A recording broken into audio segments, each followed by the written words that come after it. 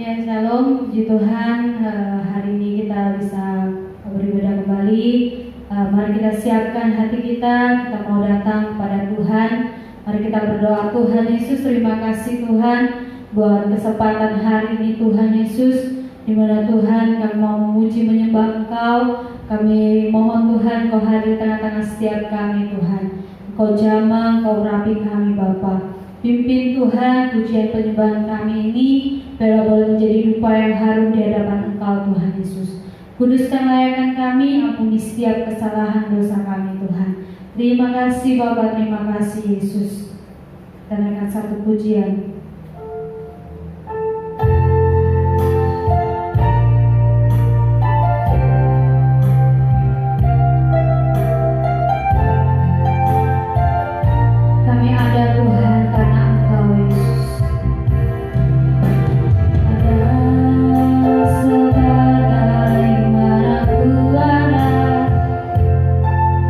Berdiri menghadap tatamu Bapa.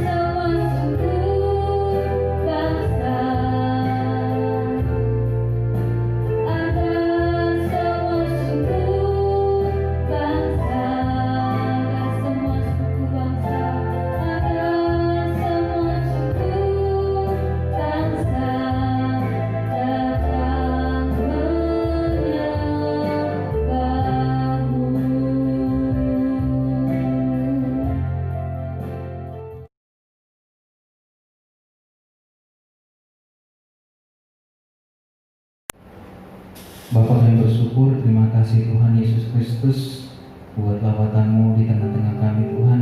Kami percaya Tuhan, Engkau yang akan menjamah setiap suku-suku bangsa Tuhan, supaya di antara dari para mereka Tuhan, mulut mereka mengaku bahwa Engkau adalah Tuhan yang adalah juru selamat bagi kehidupan mereka Tuhan Yesus Kristus. Kami bersyukur buat penyertaan-Mu Tuhan, karena sampai saat ini kami boleh merasakan kemurahan-Mu, kami boleh merasakan nafas kehidupan semua daripada berkat-Mu ya Tuhan. Kalau hari ini Tuhan kami ingin mendengar suara kebenaran-Mu, kiranya Engkau berbicara pada kami Tuhan Yesus Kristus satu persatu Tuhan, mungkin yang ada di tempat ini maupun yang sedang menyaksikan video ini ya Tuhan, kiranya Engkau berbicara Tuhan Yesus Kristus. Terima kasih Tuhan, urapi Roh Kudus-Mu Tuhan, sehingga kami ya Tuhan boleh dijamah Tuhan lewat firman-Mu. Dan kami siap dengan suara kebenaran-Mu hanya di dalam nama Yesus Kristus. Haleluya. Amin. Ya, salam. Selamat hari Minggu Bapak Ibu Saudara. Hari ini kita akan belajar kebenaran firman Tuhan tentang Matius 4 ayat 1 sampai dengan 11 Bapak Ibu Saudara.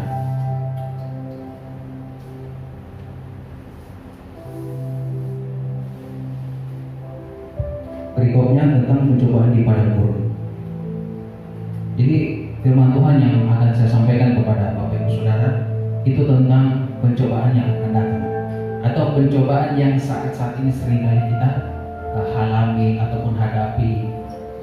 Coba kita baca di dalam Matius 4 ayat 1, biarkan saya bacakan buat Bapak Ibu Saudara. Maka Yesus dibawa oleh Roh kepada gurun untuk dicoba iblis. Dan setelah berpuasa 40 hari dan 40 malam, akhirnya laparlah Yesus. Lalu datanglah si pencoba itu dan berkata kepadanya, "Jika engkau anak Allah, perintahkanlah supaya batu-batu ini menjadi roti." Tetapi Yesus menjawab, "Ada tertulis, manusia hidup bukan dari roti saja, tetapi dari setiap firman yang keluar dari mulut Allah." Kemudian iblis membawanya ke kota suci dan menempatkan dia di hubungan baik Allah. Lalu berkata kepadanya, "Jika engkau anak Allah, jatuhkanlah dirimu ke bawah, sebab ada tertulis mengenai engkau, Ia akan memerintahkan malaikat-malaikatnya dan mereka akan menatang engkau di atas tangannya, supaya kakimu jangan tergantung kepada batu." Yesus berkata kepadanya, "Ada pula tertulis, janganlah kau mencobai Tuhan Allahmu." Janganlah engkau mencobai Tuhan Allahmu. Ayat yang ke-8 Bapak Ibu Saudara. Dan iblis membawanya pula ke atas gunung yang sangat tinggi dan memperlihatkan kepadanya semua kerajaan dunia dengan kemanggaannya, dan berkata kepadanya, "Semua itu akan kuberikan kepadamu jika kau sujud menyembah aku." Maka berkatalah Yesus kepadanya, "Enyahlah iblis, sebab ada tertulis, engkau harus menyembah Tuhan Allahmu dan hanya kepada Dia sajalah engkau berbakti." Lalu iblis meninggalkan dia, dan lihatlah malaikat-malaikat datang melayani Yesus. Demikian kebenaran firman Tuhan. Berbagai orang mendengarkan, merenungkan, melakukan, serta yang memelihara kebenaran firman Tuhan di dalam kehidupannya. Tema saya pada hari ini Bapak Ibu Saudara tentang pencobaan yang akan datang. Kenapa saya berbicara tentang pencobaan? Karena saat ini kita sedang mengalami yang namanya pencobaan yang akan datang. Yesus sudah pernah mengalami itu. Jadi berbicara mengenai pencobaan, tentu dalam pengertian Kamus Besar Bahasa Indonesia, pencobaan diartikan adalah perbuatan atau cara. Jadi diartikan perbuatan atau cara. Daripada siapa perbuatan atau cara itu? Pencobaan datang ada dua, dari iblis dan dari diri kita sendiri. Jadi dalam pengertian pencobaan ada dua, yaitu dari diri sendiri dan juga dari perbuatan si iblis. Bagaimana iblis mencobai kita Bapak Ibu Saudara? Tentu dari hal-hal yang berujung dosa atau pelanggaran. Seringkali di dalam pencobaan ini kita sering jatuh dalam pencobaan. Ada tiga ciri pencobaan pada manusia yang akan saya sampaikan kepada Bapak Ibu Saudara. Yang pertama, kita perhatikan di bagian ayat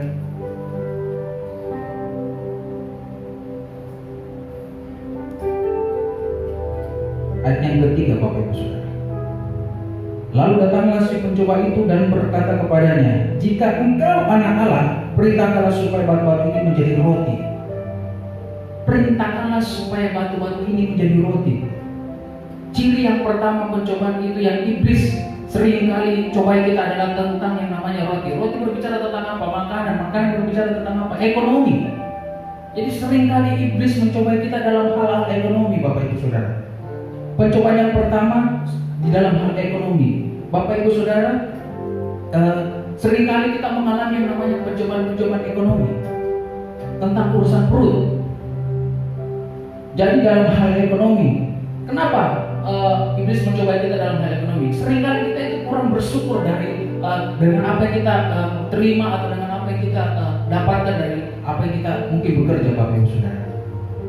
Jadi pencobaan yang pertama yang mau saya sampaikan kepada Bapak Ibu Saudara tentang pencobaan yang namanya ekonomi. Kita susah untuk bersyukur kepada Tuhan kalau kita sudah mendapat berkat. Seringkali kita lupa dari berkat yang Tuhan kasih kepada kita. Makanya kenapa pencobaan itu seringkali datang dengan namanya di ekonomi. Kenapa ekonomi? Karena kita tadi, Bapak Ibu Saudara, kita tidak pernah merasa puas dengan apa yang kita miliki. Masa Tuhan, gini-gini toh saya kerja saya cuma dapat seperti ini. Mungkin kita sebagai sales kita digaji 1.500.000, atau mungkin sebagai marketing kita digaji 2,5 juta. Bahkan manajer kita digaji 3-5 juta, Bapak Ibu Saudara. Tapi seringkali kita dicobai dengan yang namanya hal ekonomi karena kita tidak pernah bersyukur. Jadi bagaimana firman Tuhan mau ajarkan kepada saya dan saudara Bapak Ibu yang ada di rumah atau yang menyaksikan video ini, supaya kita harus tahan yang namanya pencobaan ekonomi.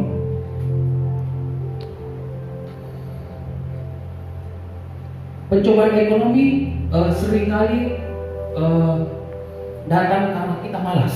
Kenapa malas, Bapak Ibu Saudara? Karena kemalas-malasan itu bisa membuat rohani kita juga malas. Malas datang ke Tuhan, malas bekerja, malas melakukan segala sesuatu. Akhirnya apa? Kita dicobai dengan hal yang namanya ekonomi. Kita sering tidak bersyukur, kita sering tidak menikmati. Karena kenapa? Karena berbicara tentang pencobaan ini, Yesus mau mengatakan kepada kita bahwa kita harus menang dalam pencobaan yang namanya ekonomi ini, Bapak Ibu Saudara. Iblis seringkali mencobai anak-anak Tuhan dalam hal ekonomi. Iblis seringkali mencobai dalam hal-hal yang kurang bersyukur dalam kehidupan pribadi kita.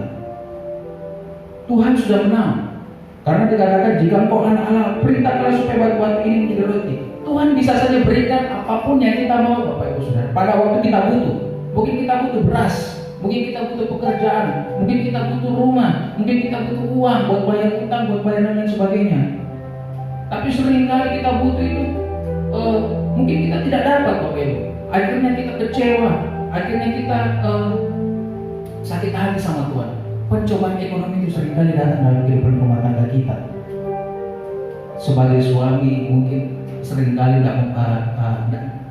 memberi uang kepada istrinya mungkin, atau tidak dicukupkan secara nafkah mungkin. Seringkali pencobaan-pencobaan itu datang di dalam keluarga-keluarga Kristen. Akhirnya apa? Keluarga kita hancur.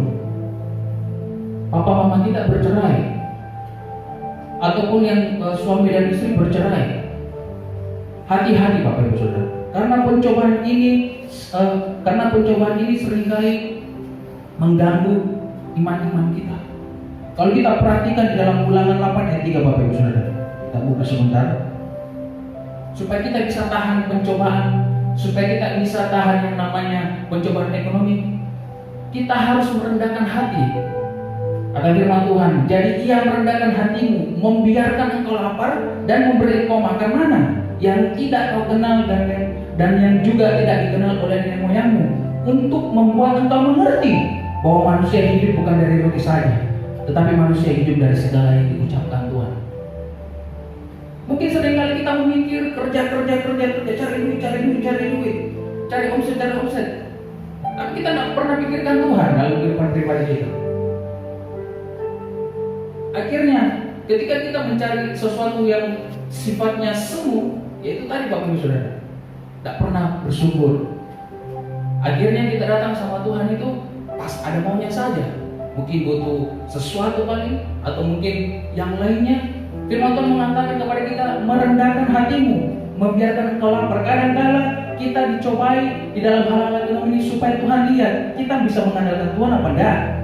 Jangan sampai dalam hal-hal yang kecil ini kita lewat Bapak Ibu Saudara. Kita tidak bisa tahan, kita tidak bisa tahan uji. Padahal pencobaan ini bisa kita menangkan dengan cara apa? Jangan malas. Kita ini malas, rohani kita seringkali malas. Kita malas bergereja, kita malas berdoa, kita malas mesbah, kita malas datang sama Tuhan. Akhirnya apa? Rohani kita kering. Kita merasa haus, kita merasa lapar. Akhirnya kita dicobai, Bapak Ibu Saudara. Nah, itu pencobaan pertama. Kemudian yang kedua, kita perhatikan ayat yang kelima, Bapak Ibu Saudara. Kemudian iblis membawanya ke kota suci dan menempatkan dia di hubungan baik Allah.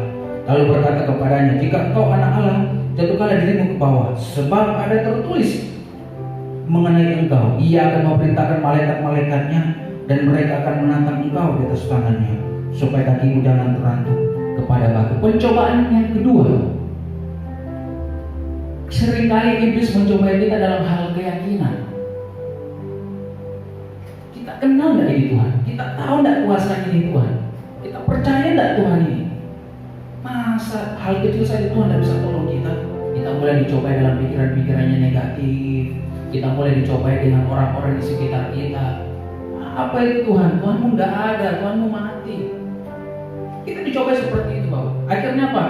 Iman kita, keyakinan kita mulai goyah. Sama seperti firman Tuhan yang dikatakan, tetapi Yesus kemudian Yesus membawanya ke kota suci. Yesus dibawa ke tempat paling tinggi pada waktu itu. Kemudian iblis menyuruh, jatuhkanlah dirimu karena ada yang akan menantang engkau. Seperti menada begitu Bapak Ibu Saudara. Kalau kita mau coba-coba sama Tuhan, mau mencoba Tuhan dengan cara seperti iblis ini, hati-hati Bapak Ibu Saudara.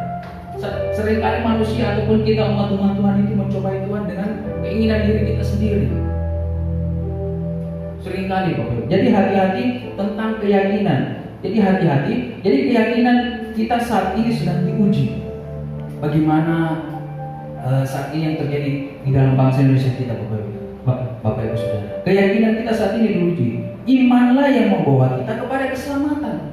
Kalau kita yakin bahwa Tuhan yang adalah Tuhan, yang adalah juru selamat, yang adalah jalan dan kebenaran yang hidup, kita nggak perlu khawatir tentang apa yang kita makan, kita nggak perlu khawatir tentang apa yang kita minum. Tuhan pasti akan pelihara seluruh hidupnya kita asal kita ikuti firman-Nya. Kita dengar suaranya. Karena sama dengan tong kosong juga Bapak Ibu Saudara. Seperti firman mengatakan, barang siapa membangun rumah di atas pasir, ada badai, ada banjir, itu langsung hilang, itu langsung roboh. Karena kenapa? Karena fondasinya tidak kuat. Karena imannya kita, keyakinannya kita akan kepercayaan kepada Yesus itu berkurang. Ada takarannya. Percaya sama Tuhan itu tidak ada takaran Bapak Ibu. Percaya sama Tuhan itu 1.000, 2.000, 3.000, bahkan unlimited. Jadi bagaimana kita harus yakin bahwa Tuhan yang memelihara kehidupan kita. Jangan mau kita dicobai oleh keyakinan kita daripada orang lain, si iblis. Apa itu Tuhanmu tidak ada, Tuhanmu mati, Tuhanmu tidak bisa mendengar. Itu bullshit semua Bapak Ibu Saudara. Kalau iman yang tidak pernah mengalami, ya mungkin seperti itu. Tapi kalau iman yang pernah mengalami, semakin hari mengalami Tuhan, semakin hari merasakan hadirat Tuhan, semakin hari kita punya keyakinan itu semakin bertambah. Kita mengenal Tuhan, oh ternyata Tuhan suruh saya jalan ke kiri supaya saya bisa dapat sesuatu. Kenapa kadang-kadang saya menyimpang kanan, contoh Bapak Ibu Saudara. Jadi hati-hati, keyakinan saat ini kita sedang diuji. Banyak pengusaha yang bangkrut, banyak yang bahkan ada yang mati kelaparan Bapak Ibu Saudara. Kemudian yang kena virus corona, banyak juga umat-umat Tuhan, anak-anak Tuhan, orang-orang Kristen. Apa mereka tidak yakin bahwa Tuhan akan menyelamatkan mereka? Kasih karunia Allah yang akan menjaga kita Bapak Ibu Saudara. Jadi kalau kita baca di Yohanes 14 ayat 23 sebentar, kita buka. Jawab Yesus, jika seorang mengasihi aku, ia akan menuruti firman-Ku, dan Bapa-Ku akan mengasihi dia, dan kami akan datang kepadanya dan diam bersama-sama dengan dia. Jadi keyakinan itu mengandalkan Tuhan dan melakukan firman-Nya. Tidak hanya sebagai Kristen, tidak hanya sebagai umat percaya, tetapi melakukan firman-Nya. Karena pencobaan keyakinan ini sering datang dalam hati, pikiran kita, bahkan orang-orang terdekat kita, Bapak Ibu Saudara. Jadi hati-hati pencobaan kedua. Kemudian pencobaan yang ketiga, Bapak Ibu. Kita bisa lihat di ayat 8. Dan iblis membawanya pula ke atas gunung yang sangat tinggi dan memperlihatkan kepadanya semua kerajaan dunia dengan kemegahannya, dan berkata kepadanya, semua itu akan kuberikan kepadamu jika kau sujud menyembah aku. Wow, iblis seringkali mencobai kita juga dalam hal yang namanya harta, dalam hal yang namanya dunia. Kita dicobai dalam hal yang namanya penuh segalanya. Jadi pencobaan yang ketiga yang mungkin manusia sering kali jalan dalam hal ini tentang yang namanya dunia atau kekayaan atau harta, Bapak Ibu Saudara, atau kemewahan. Kenapa harta? Siapa yang tidak suka harta, Bapak Ibu Saudara? Siapa yang tidak suka yang kilauan? Siapa yang tidak suka emas? Siapa yang tidak suka perak? Siapa yang tidak suka yang namanya nilai berharga? Semua pasti umat manusia suka. Tapi bukan jaminan. Firman Tuhan mengatakan membawanya pula ke atas gunung yang sangat tinggi dan memperlihatkan kepadanya semua kerajaan dunia dengan kemegahannya. Dunia ini punya siapa? Yang punya iblis. Tuhan sudah punya kerajaan yang ada di sorga, Bapak Ibu Saudara. Jadi kalau kita bisa menang dalam pencobaan ini, mungkin pada waktu ini kita tidak kaya, kita tidak punya harta, kita tidak punya segalanya. Tapi suatu saat nanti, Bapak Ibu Saudara, seperti yang saya katakan tadi, kalau kita sudah menang ekonomi, Tuhan bisa angkat. Kalau kita bisa menang namanya keyakinan, Tuhan bisa angkat. Akhirnya kita diberkati secara luar biasa. Dan yang ketiga, kita diberkati mungkin secara aset, secara kekayaan, rumah. Kita punya segalanya. Hati-hati, Bapak Ibu Saudara, karena pencobaan itu datang pada waktu kita memiliki segalanya, bukan pada waktu kita tidak punya apa-apa. Kalau mungkin kita tidak punya apa-apa, gampang, Bapak Ibu Saudara. Bisa numpang ke teman, bisa numpang orang tua, bisa gampang. Tapi kalau kita sudah punya segalanya, apa yang dalam pikiran kita itu harus sesuai dengan apa yang kita mau. Membenarkan diri kita, mulai sombong, mulai acuh tak acuh, angku dan lain sebagainya. Jadi hati-hati. Mungkin pada waktu ini kita belum punya apa-apa, tapi suatu saat nanti. Jadi hati-hati. Jadi pencobaan yang ketiga itu tentang harta. Kemudian cirinya yaitu tidak jujur, menipu, dan korupsi. Kita dipercayakan Tuhan untuk memegang suatu perusahaan. Hati-hati. Hati-hati ketiga hal ini.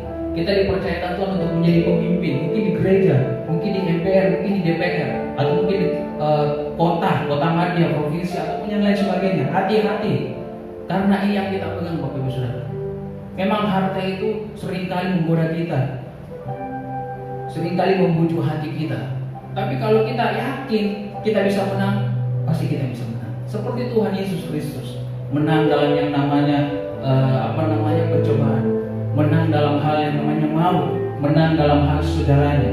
Kalau kita mau ikuti apa yang seperti Tuhan Yesus Kristus praktekkan dalam firman-Nya, niscaya itulah hal yang paling damai dan sejahtera dalam kehidupan pribadi kita, Bapak Ibu Saudara. Jadi ketiga hal pencobaan ini kita harus menang, baik itu ekonomi, baik itu keyakinan, maupun yang namanya dunia atau harta dan kemewahan.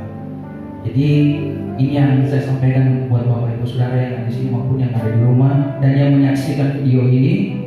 Semoga firman ini boleh menjadi berkat bagi kita semuanya, dan supaya kita memahami apa yang menjadi iman Kristen yang sejati. Demikianlah firman Tuhan yang saya sampaikan. Tuhan Yesus memberkati kita semua. Kita berdoa. Bapak bersyukur, terima kasih buat firman yang Tuhan sudah sampaikan melalui hamba-Mu Tuhan. Kami bersyukur buat segala firman-Mu yang sudah Kau sampaikan Tuhan buat hamba-Mu. Kiranya firman ini boleh menjadi rema, remata, boleh menjadi penolong, boleh menjadi kompas yang selalu menunjuk arah tujuan yang benar Tuhan. Supaya kami tidak kehilangan arah, supaya Tuhanlah yang menjadi nahkoda di dalam kapal kami. Terima kasih Tuhan Yesus Kristus, berkati jemaat-jemaat-Mu, baik ada yang di sini maupun yang ada di luar sana, tutup musuh mereka dengan kuasa-Mu. Terima kasih Tuhan Yesus Kristus, terima kasih ya Tuhan. Dan di dalam nama Yesus Kristus, haleluya. Amin. Shalom, terima kasih sudah menyaksikan ibadah online GBS Kapernaum.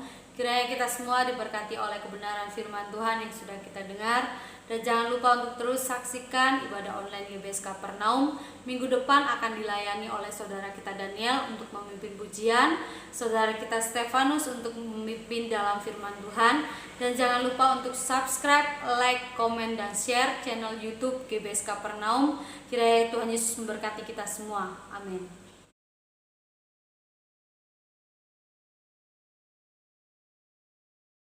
Kita berdoa, Tuhan Yesus, yang mengucap syukur untuk ibadah online yang saat ini masih tetap berlangsung. Kau berkati Tuhan Yesus firman Tuhan yang sudah disampaikan oleh kami, agar firman Tuhan ini terpatri dalam hati kami, terlebih kami bisa melakukannya dalam kehidupan kami. Kau berkati hamba-Mu sudah melayani. Kau berkati juga jemaat-Mu sudah memberikan persembahan dan persepuluhan. Kau kembalikan berkat-Mu berlipat kali ganda. Terima kasih Tuhan, Kau lalukan virus COVID ini Tuhan Yesus dari kota kami, negara kami, dari seluruh dunia, agar kami bisa tetap Tuhan bisa melakukan ibadah di gereja kami masing-masing. Terima kasih Tuhan Yesus Kristus. Kau tutup bungkusi kami saudara, tutup bungkusi keluarga, kesehatan, harta benda, kerjaan klien kami. Jauhkanlah kami dari segala mara bahaya, kecelakaan, cobaan, sakit, penyakit, orang jahat, masalah wabah, virus corona. Dan Tuhan, Kau curahkan pertama berkat uang, makanan, pakaian, kesehatan, kata sejahtera, dan perlindungan-Mu senantiasa dalam kehidupan kami. Mari kita terima berkat Tuhan, kiranya berkat daripada Allah Bapa, kasih daripada Tuhan Yesus Kristus, serta penyertaan Roh Kudus yang menyertai kami mulai saat ini sampai selama-lamanya. Mari kita berdoa.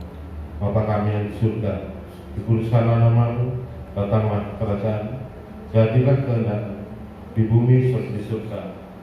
Berikanlah kami pada hari ini makanan kami yang secukupnya, dan ampunilah kami akan kesalahan kami, seperti juga kami mengampuni orang bersalah kepada kami. Dan janganlah bawa kami dalam pencobaan, tetapi lepaskanlah kami daripada yang jahat. Karena Kau lah yang punya kerajaan dan kuasa dan kemuliaan sampai selama-lamanya. Amin. Tuhan Yesus memberkati.